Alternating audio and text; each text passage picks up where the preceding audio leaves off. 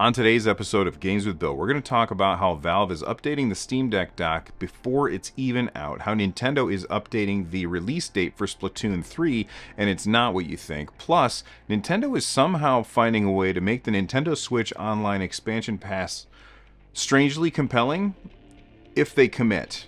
Plus, we've got some cross-play news, and we've got a question that I need you guys to answer. If all that sounds good, let's get started. When Valve announced the Steam Deck, they also announced the Steam Deck dock. The Steam Deck is out, but the Steam Deck dock is not yet out. Valve said that we should expect that by the end of spring, so sometime before the end of June, fingers crossed. But they said that they were still working on the designs of that thing. That didn't stop them from showing what they had so far. There was like a little blueprint on the web page, and on that blueprint they showed that it had DisplayPort and HDMI and Ethernet. It also had two USB 2.0 ports and a USB 3.1 port. Well, eagle-eyed people on Reddit have found that it's been updated, so now instead of having those three ports having a 2-in-1 option, now it's all USB 3.1 ports. So what's the difference between USB 3.1 and USB 2.0? I don't usually get into the weeds on this technical stuff, so if I get anything wrong, feel free to let me know in the comment section down below. USB 3.1, in my understanding, is about 10 times faster than USB 3.0 and about 20 times faster than USB 2.0, which is very, very important. Here's why I think it's important. The Steam Deck has fairly limited storage capacity. Of course, you can add an SD card to that, and people are going by my house on motorcycles right now. Thank you for that. You can add more storage through an SD card. I currently have a terabyte SD card on my Steam Deck, which is the 512 version. So I have lots and lots of storage. It's not unlimited storage though, and that might get expensive having a bunch of SD cards. So what I think a lot of people are going to do is they'll pick up the dock, they'll put their favorite games on the Steam Deck, and then they'll put games that are really, really big that maybe they don't play all the time on an external storage device plugged in to the dock. And having only one USB 3.1 port on that device or on that dock meant that you're limited as to which other devices you can plug into it. If you have storage on that USB 3.1 port, then anything else that you want to use that uses USB 3.1, you're kind of beat. I'm sure that you could use some kind of hub, but then you've got a dock plugged into a hub and then a thing plugged into that. It kind of gets to be a jumbled mess of wires, and I don't know about you, but I don't like a jumbled mess of wires. So I appreciate that Valve is updating the Steam Deck dock, which say that 5 times fast, in order to make it more palatable for people who want to plug a lot of cool things into the Steam Deck dock. Now, here's my question to all of you. What are you going to be plugging into your Steam Deck dock? And does this USB 3.1 change matter to you, or were you already all set with USB 3.1 and 2 USB 2.0 ports? And I want to know why, once we have USB 3.1, why people still put out stuff that is USB 2.0. Like, can't we move past this? It kind of drives me crazy when I go to plug something in and I have to worry about which port am I plugging it into. Does it have a little blue tab on there, or does it have a white tab on there? Don't make me look at the tabs. Just ship new stuff with USB highest possible number and we'll all be happy. It feels weird to use the word traditionally when talking about Splatoon because there's only been 2 of them. But for me, traditionally, those games feel like summer games. And I know that, 2 points on a graph does not create a data set that you can extrapolate from. You got those super bright colors. The first one came out in the end of May. The second one came out in July. And you are essentially running around with a squirt gun. So it feels like summer to me. And I think a lot of us assumed that Splatoon 3 was going to be a summer game, which is why I think a lot of us, myself included, were perplexed when Nintendo moved Xenoblade Chronicles 3 to a summer date. Now, I hypothesized that the reason that they were doing it was their big tentpole game was going to be Breath of the Wild 2, and because Breath of the Wild 2 has been delayed until spring of next year, they needed some big tentpole to hold up the middle of the year. And it made sense for me that it would be Splatoon 3, but then they moved Xenoblade Chronicles 3 to that position, so I was like, what's going on there? Well, now we know. Splatoon 3 has a release date. It is coming out on, I think it was 9/9? I have to look. Confirmed. I just checked, and it is September 9th, the day that it's coming out, which is technically still summertime. As long as you're before September 21st, you are technically in summertime, but it doesn't feel like summer. And for me, Splatoon screams summer.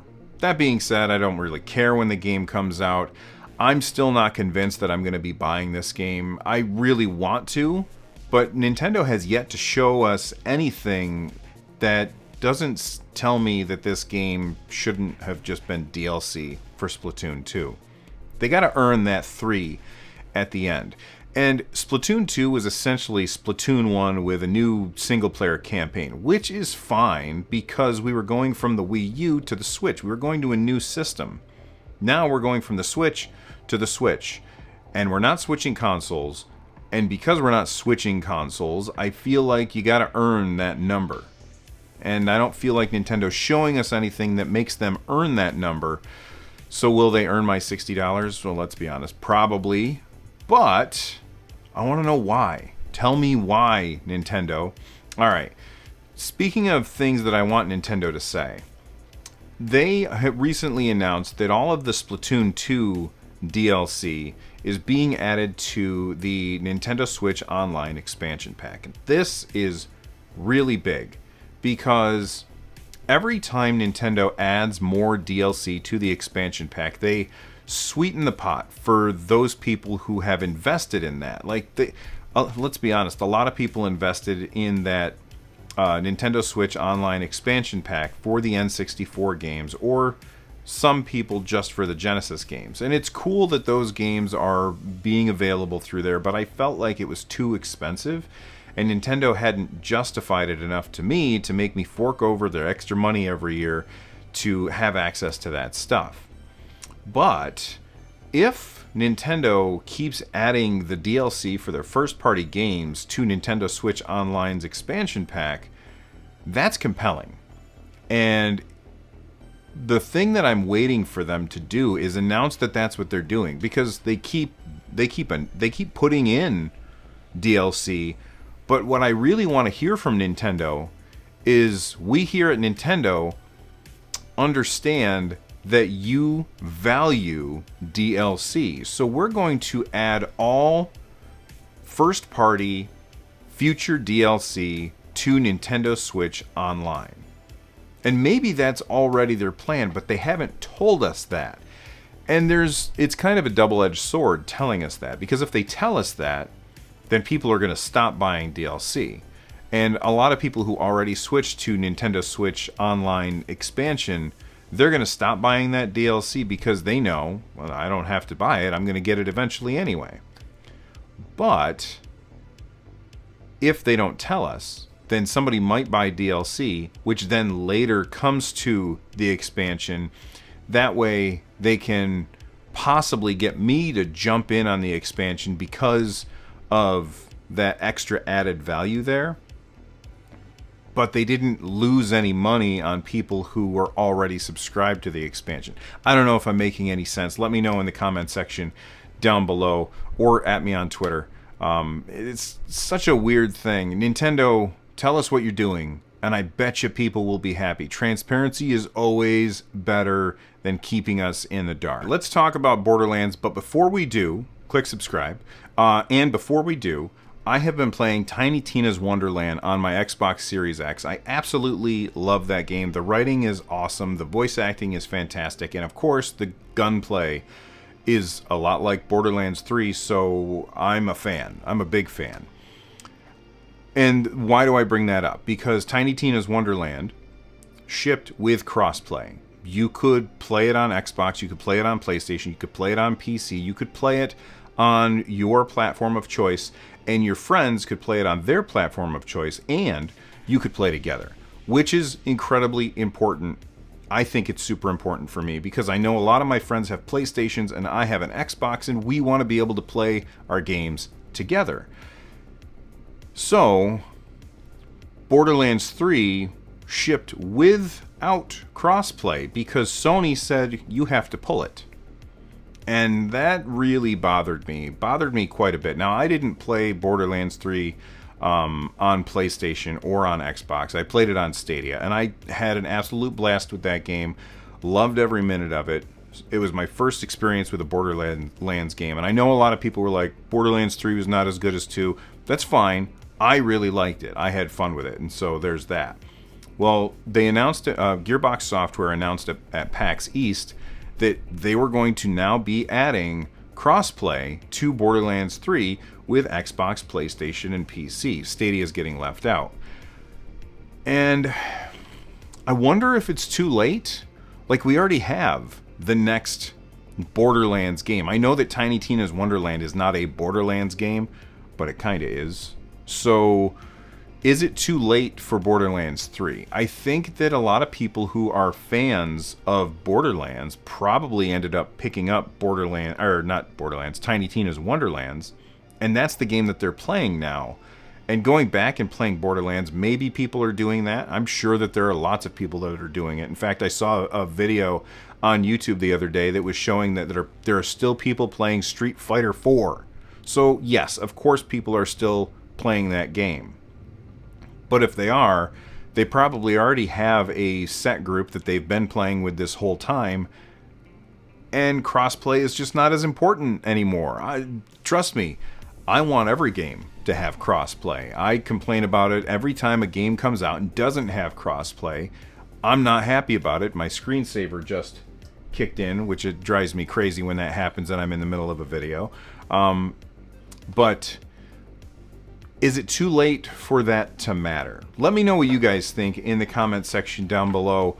I think it might be too late, and I just started a video on my phone and I did not mean to. Alright, I want to talk about something else that irritates me.